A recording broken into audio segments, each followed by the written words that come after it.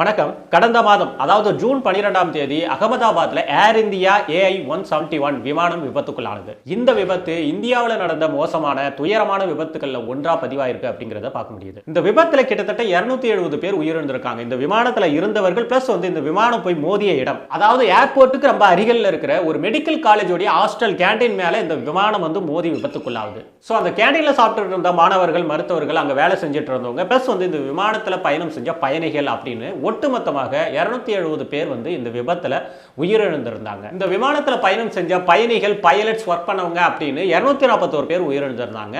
ஒரே ஒருத்தர் மட்டும் அதிர்ஷ்டவசமா உயிர் தப்பியிருந்தாரு. இதுல பயணம் செஞ்சு உயிரிழந்த ஒவ்வொருத்தருக்கும் பின்னால் இருக்கிற அந்த கதைகள், அதாவது ஏன் பயணம் செஞ்சாங்க, எங்க இருந்து எங்க போயிட்டு இருந்தாங்க, என்ன விஷயத்துக்காக வந்திருந்தாங்க அப்படிங்கிற அந்த விஷயத்தெல்லாம் நம்ம கேள்விப்படப்படும். உண்மையிலேயே நமக்கு மன ரீதியாக ரொம்ப கஷ்டத்தை ஏற்படுத்திச்சு, ரொம்ப கவலைகளை ஏற்படுத்திச்சு அப்படின்னு சொல்லலாம். முக்கியமா ஒரே குடும்பத்தை சேர்ந்த 3 குழந்தைகள், அவங்களுடைய தாய் தந்தை, அவங்க கடைசியா எடுத்துக்கிட்ட செல்ஃபி, இதெல்லாம் மனசை அப்படியே பதற்றமடைய செஞ்சிச்சு அப்படின்னு சொல்லலாம். ஸோ இப்படி இந்த துயரமான சம்பவம் குறித்து நிறைய விசாரணைகள் போயிட்டு இருக்கு. நேற்றைக்கு முன்தினம் கூட முதல்கட்ட அறிக்கை கொடுத்திருந்தாங்க. அதில் கூட பார்த்தீங்கன்னா இந்த பைலட்ஸ் மேலே எரர் இருக்கு, அவங்க தவறாக ஃபியூவல் சுவிட்சை ஆஃப் பண்ணிட்டாங்க அப்படிங்கிற மாதிரியெல்லாம் விஷயங்கள் போயிட்டு இருக்கு. நிறைய இந்த மாதிரியான விசாரணைகள் இன்னும் போயிட்டு இருக்கு அப்படிங்கிறத பார்க்க முடியும். விபத்து ஏன் நடந்துச்சு அப்படின்றதுக்கான ஆராய்வுகள் நிறைய போயிட்டு இருக்கு. என்ஜின் ஃபெயிலியர் ஆச்சு அப்படின்னா ஏன் 2 என்ஜின் எப்படி ஃபெயிலியர் ஆச்சு, என்ன டெக்னிக்கல் ஃபால்ட் இருந்துச்சு, எதனால இந்த டெக்னிக்கல் ஃபால்ட் ஏற்பட்டுச்சு அப்படின்னு சொல்லி நிறைய இதுக்கான விசாரணைகள் போயிட்டு இருக்கிற இதே வேளையில இது ஒரு விபத்து அப்படின்னும் பொழுது இந்த விபத்துகள் அப்படிங்கிறது தவிர்க்க முடியாத ஒன்று அப்படிங்கிறது நம்ம தெரிஞ்ச விஷயம் தான். இந்த வீடியோவை பொறுத்த வரைக்கும் இந்த விபத்து ஏன் நடந்துச்சு அப்படிங்கிறது பார்க்கறத தவிர்த்து இந்த விபத்து நடந்திருந்தாலும் உயிரிழப்புகளை எப்படி குறைச்சிருக்கலாம், ஃபியூச்சர்ல இதே மாதிரியான ஒரு நிலைமை, இதே மாதிரியான ஒரு விபத்து ஏற்படுறதுக்கான காரணம் ஏற்படும் பொழுது அதில் உயிரிழப்புகளை எப்படி குறைக்கலாம், அதுக்கான ஃபியூச்சர்ல நம்மளுடைய டெக்னிக்கல் அப்டேட்ஸ் எப்படி இருக்கணும் அப்படிங்கிறது தான் இந்த வீடியோவில் பார்க்க போறோம். ஸோ டெக்னிக்கலாக சில விஷயங்களை ஏரோப்ளைன், ஹெலிகாப்டர் இந்த மாதிரி ஏர்வேஸில் அப்டேட் பண்ணலாம். அப்படி அப்டேட் பண்ணோம் அப்படின்னா ரொம்ப கொடூரமான உயிரிழப்புகள் தவிர்க்கப்படலாம் அப்படிங்கிற ஒரு எண்ணத்தோட நான் நிறைய இன்டர்நெட்டில் சர்ச் பண்ணும்பொழுது நான் யோசித்த சில விஷயங்கள் அப்டேட் பண்ணுறதுக்கான சாத்தியக்கூறுகள் இருக்குது, ஃபியூச்சரில் இந்த மாதிரி பண்ணுறதுக்கான வாய்ப்புகள் இருக்குது அப்படிங்கிற பதில் கிடைச்சது. அந்த விஷயத்தை தான் உங்கள்கிட்ட நான் ஷேர் பண்ணிக்க போகிறேன். ஓகே, முதல்ல இந்த ஏர் இந்தியா விமானத்துடைய விபத்தை நம்ம கொஞ்சம் ஜூம் பண்ணி பார்க்கலாம். அதாவது கடைசி நொடிகளில் ஏர் இந்தியா விமானத்துக்கு உள்ள என்ன நடந்திருக்கும், எப்படி இருந்திருக்கும் அப்படிங்கிறத பார்க்கலாம். இந்த விமானம் ஏர்போர்ட்ல இருந்து டேக் ஆஃப் ஆகிட்டு கிட்டத்தட்ட 3 கிலோமீட்டர் தூரத்தில் போயிட்டு இருக்கு. அதே சமயத்தில் ஹைட் கிட்டத்தட்ட 600 அடி ஹைட்ல பறந்துட்டு இருக்கு. அந்த நேரத்தில் இந்த விமானத்தில் என்ஜின்ஸ் ஃபெயிலியர் ஆகுது. என்ஜின் ஃபெயிலியர் ஆகுது. இந்த விமானத்தை கட்டுப்படுத்த முடியல, விமானத்தை இயக்க முடியல. கண்டிப்பாக விமானம் கீழே விழுந்து விபத்துக்குள்ளாக போகுது அப்படின்னு சொல்லி பைலட்ஸ் தெரியுது. மேடே கால் கொடுத்துறாங்க. விமானம் சடனா ஸ்பீடா கீழே இறங்கிட்டு இருக்கு. இந்த நேரத்தில் விமானத்தோட பவர் ஷட் டவுன் ஆகுது. அதே சமயத்தில் எலக்ட்ரிக்கல் லைன்ஸ் உடைய ஷார்ட் அவுட்னால நிறைய இடங்கள்ல தீ பற்ற ஆரம்பிக்குது. ஸோ வெறுமனே இந்த 30 செகண்ட்ஸ்ல ஃபிளைட் ரொம்ப விறுவிறுன்னு கீழே போயிட்டு இருக்கு, கீழே விழப்போகுது, வெடிக்க போகுது, நம்ம எல்லாருமே உயிரிழக்க போறோம் அப்படின்னு சொல்லி அங்க இருக்கிற பயணிகள் எல்லாருக்குமே தெரிய ஆரம்பிக்குது. மிகப்பெரிய ஒரு அதிர்வு உள்ள உண்டாகுது. ஃபைனலி விமானம் அங்க இருக்கிற ஒரு மெடிக்கல் காலேஜோட ஹாஸ்டல் கேண்டீன் மேல போயிட்டு கிராஷ் ஆகுது. ஸோ இந்த இடத்துல நம்ம கரெக்டாக நம்ம ஜூம் பண்ணி பார்த்தோம் அப்படின்னா இந்த பிளேன் கிராஷ் ஆகி 1 செகண்ட் இல்லை 2 செகண்டுக்கு அப்புறம் பயங்கரமான ஒரு பிளாஸ்ட், பயங்கரமான ஒரு ஃபயர் ஏற்படுது. இந்த நேரத்தில் கடைசி நொடிகளில் அந்த பிளேன் உள்ள இருக்கிறவங்களுடைய நிலைமை என்னவா இருந்திருக்கும் அப்படின்னா பயங்கர ஸ்பீடில் போயிட்டு அந்த பிளேன் அந்த பில்டிங் மேலே கிராஷ் ஆன உடனேவே எல்லாம் இருந்திருக்க மாட்டாங்க. 1 or 2 செகண்ட் அவங்களுடைய சுயநினைவோட இருந்திருப்பாங்க. அதன் பிறகு சடனா பயங்கரமான ஒரு தீ உள்ள இருக்கிறவங்க எல்லாரையும் சூழ்ந்திருக்கும். அக்கம் பக்கத்தில் என்ன இருக்குன்னு கூட பார்க்க முடியாத அளவுக்கு அவங்கள சுற்றி அப்படியே தீ மட்டுமே சூழ்ந்திருக்கும். இந்த இடத்துல தான் அவங்க கான்சியஸ்னஸ் இழந்திருப்பாங்க. ஸோ கான்சியஸ்னஸை ஃபுல்லாக இழந்து அந்த நேரத்தில் கீழே விழுந்து அங்கேயே எரிஞ்சிருப்பாங்க. ஸோ நான் சொல்ல வர்றது என்ன அப்படின்னா பிளேன் போயிட்டு ரொம்ப ஸ்பீடாக கிராஷ் ஆனது அப்படின்றதுனால உயிரிழப்புகள் நிகழ்ந்திருக்காது. அங்கே மிகப்பெரிய அந்த தீ சூழ்ந்ததுனால அந்த உயிரிழப்புகள் எல்லாமே நிகழ்ந்திருக்கும். அப்போ பிளேன் கிராஷ் ஆன உடனேவே பயணிகள் எல்லாம் இறந்து போயிருக்க மாட்டாங்க. அந்த தீ வந்ததின் பிறகு இறந்து போயிருப்பாங்க. ஒருவேளை அந்த தீ பிடிக்கல, அந்த தீ குஃப்னு அவ்வளோ பெரிய பிளாஸ்ட் ஃபயர் ஆகலை அப்படின்னா என்ன நடந்திருக்கும் அப்படின்னா உள்ள இருந்த அதிகபட்சமான பயணிகள் உயிரிழந்திருக்க வாய்ப்பு கிடையாது. பெரும் காயங்களோடு இல்லை சிறு சிறு காயங்களோடு அந்த பயணிகளில் நிறைய பேர் பழிச்சிருப்பாங்க. கிட்டத்தட்ட ஒரு 80% பயணிகள் பழிச்சிருக்க வாய்ப்பு இருக்கு. ஸோ இங்கே பிளேன் வந்து கிராஷ் அப்படிங்கிறது பிரச்சனை கிடையாது, அதில் ஏற்பட்ட ஃபயர், அதில் ஏற்பட்ட மிகப்பெரிய அந்த ஃபயர் பிளாஸ்ட் அப்படிங்கிறது தான் மிகப்பெரிய பிரச்சனையாக பார்க்கப்படுது. இதை நீங்கள் ரொம்ப எளிமையாக புரிஞ்சுக்கணும் அப்படின்னா, இதுக்கு முன்பே நிகழ்ந்த ரியல் லைஃப்ல ஏற்பட்ட ஒரு விமான விபத்தை பற்றி உங்களுக்கு நான் சொல்கிறேன். 1983 ஏர் கனடா 143 அப்படிங்கிற ஒரு பிளேன் வந்து கிட்டத்தட்ட 41,000 அடி உயரத்தில் நடுவானத்தில் பறந்துட்டு இருக்கு. அந்த நேரத்தில் பிளேன்ஸோட என்ஜின்ஸ் வந்து ஒர்க் ஆகல, திடீர்னு பிளேன்ஸ்ல வந்து பவர் வந்து இல்லாமல் போயிருக்கு. என்ன காரணம்னு சொல்லி பைலட் வந்து ஆராய்ந்து பார்க்கும்போது அந்த பிளேன்ல இருந்த ஃபியூவல்ஸ் வந்து சுத்தமாவே காலியாயிருக்கு. ஃபியூவல்ஸ் வந்து எம்டிஏ அப்படின்னு சொல்லி காமிச்சிருக்கு. இந்த ஃபியூவல் தீர்ந்து போனதுக்கான காரணம் என்னன்னா, வழக்கமா பிளேன் கிளம்புறதுக்கு முன்னாடி கீழே ஃபியூவலை செக் பண்ணிட்டு ஃபியூவல் ஃபில் பண்றவங்க பவுண்ட்ஸ்ல ஃபில் பண்ணணுமா கிலோகிராம்ல ஃபில் பண்ணணுமா அப்படின்னு சொல்லி கன்ஃபியூஷன்ல கிலோகிராம்ல ஃபில் பண்றதுக்கு பதிலாக பவுண்ட்ஸ்ல ஃபில் பண்ணிடுறாங்க. இப்படி கிலோகிராமுக்கு பதிலாக பவுண்ட்ஸ்ல ஃபில் பண்ணாங்க அப்படின்னா அந்த டேங்க்ல பாதி டேங்க் தான் வந்து ஃபியூவல் வந்து ஃபில் பண்ணியிருப்பாங்க. அப்படிங்கிறதுனால நடுவானத்தில் பறந்துட்டு இருக்கும் போதே ஃபுல்லா வந்து ஃபியூவல் வந்து காலி ஆயிடுது. இந்த சுச்சுவேஷனை நீங்க எடுத்துக்கிட்டீங்க அப்படின்னா கிட்டத்தட்ட அகமதாபாத்தில் ஏற்பட்ட அதே சுச்சுவேஷன் மாதிரி தான். மேலே பறந்துட்டு இருக்கும்போது என்ஜின்ஸ் எதுவுமே கிடையாது, என்ஜின்ஸ் எதுவுமே வந்து ஒர்க் ஆகல, பவர் எதுவுமே கிடையாது. அப்போ இதுக்கு அதுக்கு இருக்கிற டிஃபரன்ஸ் என்ன அப்படின்னா, அங்க வந்து அதுக்கான ஃபியூவல் வந்து கிட்டத்தட்ட 1,00,000 kgs இல்ல 1,00,000 லிட்டர்ஸ் அளவுக்கு வந்து ஃபியூவல்ஸ் வந்து டம்ப் பண்ணி இருந்துச்சு. அதாவது அகமதாபாத்துடைய பிளேன்ல வந்து பாத்தீங்கன்னா ஃபியூவல்ஸ் வந்து எக்கச்சக்கமா இருந்துச்சு. பட் வந்து இன்ஜின் ஃபால்ட், அதே மாதிரி பவர் வந்து சப்ளை ஆகல. பட் இங்க வந்து அதே வந்து இன்ஜின் ஃபால்ட், பவர் சப்ளை ஆகல, பட் வந்து ஃபியூவல் வந்து காலியானது தான் இதுக்கான ரீசனா இருந்துச்சு. அப்போ ஃபியூவலிங்கோட ஒரு இஷ்யூஸோட ஒரு பிளேன் வந்து இருக்குது, ஃபியூவல் இஷ்யூஸ் இல்லாத ஒரு பிளேன் வந்து இருக்கு. பட் இந்த ஏர் கனடா 143 விமான விபத்தை பொறுத்த வரைக்கும் யாருமே வந்து உயிரிழக்கல. பயணிகள் வந்து எல்லாருமே உயிரோட மீட்கப்பட்டார்கள். அதுல இருக்கிற பைலட்ல இருந்து எல்லாருமே வந்து உயிர் தப்பிச்சாங்க. அப்படிங்கிறது தான் உலக அளவில் விமான விபத்துக்கள்ல ரொம்ப முக்கியமா பார்க்கப்படக்கூடிய, ரொம்ப சேஃபா வந்து உயிர்களை காப்பாற்றி லேண்ட் ஆன ஒரு விமான விபத்து அப்படின்னு பார்க்கும்போது இந்த ஏர் கனடா 143 தான். அப்போ 41,000 அடி உயரத்துல இந்த பிளைன் வந்து பறந்துட்டு இருக்கும் பொழுது அது உடனே சடனா வந்து இறங்காது. அதுக்கு வந்து கொஞ்சம் டைம் கிடைச்சிருக்கும், நிறைய டைம் இருக்கும்.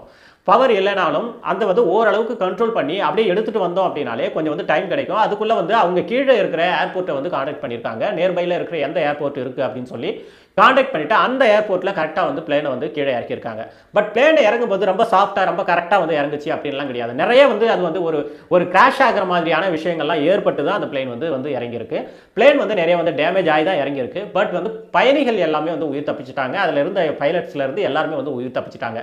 என்ன காரணம் அப்படின்னா, அந்த பிளேன் வந்து கிராஷ் ஆச்சு அப்படிங்கிறது உண்மைதான், கிராஷ் ஆனது உண்மைதான். ஆனால் அந்த பிளேன் வந்து ஃபயர் ஆகலை. ஏன் ஃபயர் ஆகலை அப்படின்னா, ஃபயர் ஆகிறதுக்கான ஃபியூவல் வந்து அந்த பிளேன்ல இல்லை. அப்படிங்கிறதுனால அதில் இருந்த விமானிகள், அதில் இருந்த பயணிகள் எல்லாருமே வந்து உயிர் பிழைச்சாங்க. அப்படிங்கிறது தான் உலக அளவில் ஒரு விமான விபத்தில் எல்லாருமே 100% உயிர் தப்பிச்சாங்க அப்படின்னா இந்த விமான விபத்தை குறிப்பிடத்தக்கது அப்படின்றத பார்க்குறாங்க.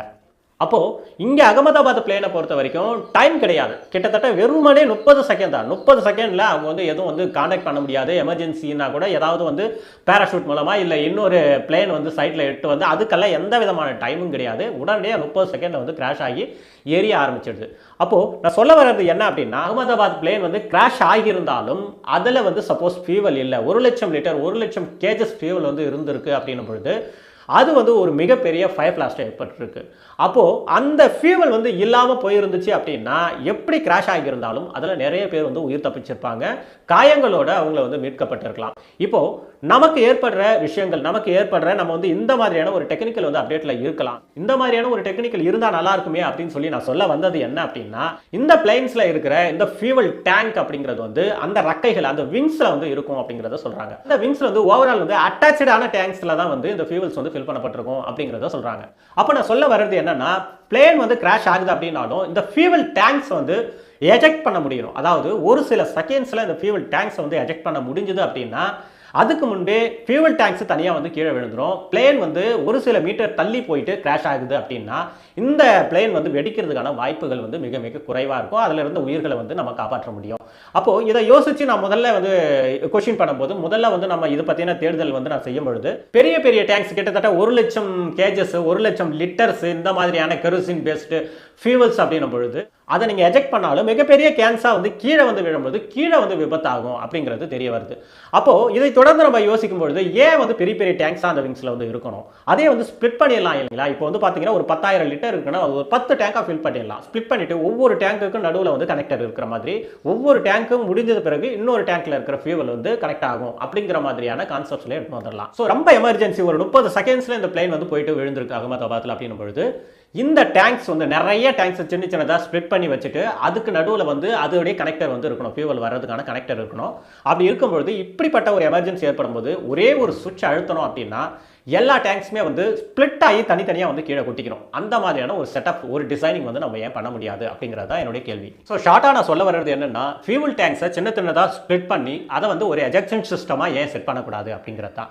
இந்த நடைமுறை வந்து, இந்த விஷயம் வந்து ஓரளவுக்கு வந்து ஃபைட்டர் விமானத்தில் ஆல்ரெடி இருந்துட்டு இருக்கு அப்படிங்கிறத சொல்கிறாங்க. அதாவது ஃபைட்டர் விமானம் வந்து ஹைட் அதிகமாக ஏறுறதுக்காக எதிரில் வந்து ஒரு ஃபியூவல் டேங்க் சின்னதாக வந்து செட் பண்ணிட்டு ஹைட் ஏறினதுக்கு அப்புறம் அந்த ஃபியூவல் டேங்க் வந்து வெயிட் வந்து இருக்கும், தேவையில்லாத வெயிட் அப்படிங்கிறதுனால அதை எஜெக்ட் பண்ணுற மாதிரியான சிஸ்டம் வந்து ஆல்ரெடி வந்து இருந்துட்டு இருக்கு அப்படிங்கிறது நமக்கு வந்து தெரிய வருது.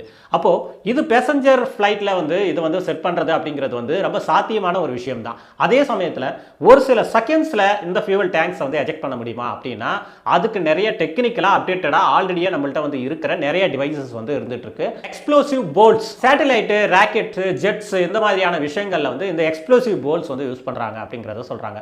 இந்த எக்ஸ்ப்ளோசிவ் போல்ட்ஸ் வந்து வித்தின் 1 or 2 செகண்ட்ஸ்ல நீங்க எதை எஜெக்ட் பண்ணணும்னு நினைக்கிறீங்களோ அந்த சிஸ்டம் வந்து எஜெக்ட் பண்ணும் அப்படிங்கறத சொல்றாங்க. Spring loaded releases with hydraulics அப்படின்னு சொல்லி ஒரு டெக்னிக்கல் சொல்றாங்க. இந்த டெக்னிக்கல் படி பார்த்தோம் அப்படின்னாலும் இந்த ஒரு சிஸ்டம் வந்து எஜெக்ட் பண்ணணும், ஒரு சிஸ்டம் வந்து ரிலீஸ் பண்ணணும் அப்படின்னா வித்தின் 3 செகண்ட்ஸ்ல வந்து எஜெக்ட் பண்ண முடியும், ரிலீஸ் பண்ண முடியும் அப்படின்னு சொல்லி ஆல்ரெடி நம்மள்ட்ட வந்து இதெல்லாம் வந்து நீர்மூழ்கி கப்பல் மாதிரியான விஷயங்கள்ல வந்து ஆல்ரெடி பயன்படுத்தப்பட்டிருக்கு அப்படின்னு சொல்லி சொல்றாங்க.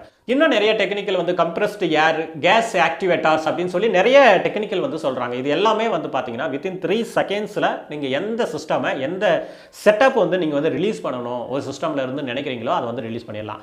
ஜஸ்ட் ஒரு சுவிட்சை நீங்க தட்டினீங்க அப்படின்னா அந்த சிஸ்டம் வந்து கம்ப்ளீட்டா அந்த சிஸ்டம் வந்து எஜெக்ட் ஆகிட்டு எட்ட போறதுக்கான வாய்ப்புகள் நிறைய இருக்குது. ஸோ ஒரு பிளேன் வந்து ஃபியூவலோட போய் கிராஷ் ஆகிறதுக்கும் வித்தவுட் ஃபியூவல் போய் கிராஷ் ஆகிறதுக்கும் நிறைய வித்தியாசம் இருக்கு. ஃபியூவலோட கிராஷ் ஆகுது அப்படின்னா கண்டிப்பாக அதில் உயிரிழப்புகள் அதிகமாக இருக்கும். அதே மாதிரி ஒரு பிளேன் வந்து ஃபியூவல் இல்லாமல் போயிட்டு கிராஷ் ஆகுது அப்படின்னா கண்டிப்பாக அதில் 80% மேலே உயிர்கள் காப்பாற்றப்படும், உயிர்கள் வந்து பிழைக்கிறதுக்கான வாய்ப்புகள் நிறைய இருக்குது அப்படிங்கிறது தான். ஸோ இன் ஃபியூச்சரில் வந்து இந்த மாதிரியான ஒரு டிசைன்ஸை வந்து இந்த ஏரோப்ளைன் டிசைனர்ஸ், ஏரோப்ளைன் என்ஜினியரிங் பண்ணுறவங்க, ஏரோப்ளைன் என்ஜினியர்ஸ் இவங்களாம் வந்து கொஞ்சம் யோசிச்சு இதில் வந்து கொஞ்சம் செயல்படலாம். இது வந்து காஸ்ட் அதிகமாகும், இந்த மாதிரியான விஷயங்கள் இருந்தாலும் கூட இது வந்து ரொம்ப முக்கியமான ஒரு விஷயம் அப்படிங்கிறது தான். பிளேன் வந்து கீழே விழுந்தாலே வெடிக்கும் அப்படிங்கிறது தான் இது வரைக்கும் நம்ம பார்த்துக்கிட்டு இருக்கோம். ஏன் பிளேன் கீழே விழுந்தாலே வெடிச்சே ஆகணுமா அப்படிங்கிறது தான் என்னோட கொஸ்டின். பிளேன்ஸ் பொறுத்த வரைக்கும், இந்த ஏர்வேஸை பொறுத்த வரைக்கும் இந்த மாதிரி அந்த ஃபியூவல் டேங்க் அப்படிங்கிறது மிகப்பெரிய ப்ராப்ளம். அதனால தான் நிறைய வந்து விஷயங்கள் வந்து ஏற்படுது. அதை எப்படி எஜெக்ட் பண்ணலாம் அப்படிங்கிறதுடைய கான்செப்ட்ஸை ஃபியூச்சரில் எடுத்துகிட்டு வந்தோம் அப்படின்னா இந்த மாதிரியான மிகப்பெரிய ஒரு கொடூரமான விபத்துகள், இதெல்லாம் வந்து ரொம்ப கொடுமையான விபத்துகள் தெரிஞ்சிடுது. அதுவும் வந்து கீழே கிராஷ் ஆகிட்டு அதிலிருந்து சப்போஸ் கிராஷ் ஆகி அந்த பிளேன் எரியலைன்னா நிறைய பேர் வெளியில் உடையாந்துருப்பாங்க, நிறைய பேர் வந்து படைச்சிருப்பாங்க. ஆனால் எதுக்குமே வாய்ப்பு கொடுக்காம மிகப்பெரிய தீ வந்து அவங்கள சூழ்ந்தது, கான்சியஸ்னஸ் போய் அப்படியே விழுந்து எரிஞ்சிடுறாங்க உயிரோட. இப்போ இது இவ்வளோ பெரிய ஒரு கொடூரங்கள் நடக்கிறதுக்கு இந்த ஃபியூவல் வந்து நம்ம வயிற்றில் கட்டுக்கிட்ட போயிட்டு தற்கொலை போயிட்டு சாவர மாதிரியான ஒரு கான்செப்ட்ஸ் தான் இது எல்லாமே. ஸோ இதை ரிடியூஸ் பண்ணுறதுக்கு ஃபியூச்சரில் இந்த மாதிரியான ஒரு டிசைன்ஸ், இந்த மாதிரியான ஒரு டெக்னிக்கல் அப்டேட் பண்ணால் நல்லாயிருக்கும் அப்படிங்கிறது தான் என்னுடைய பார்வை.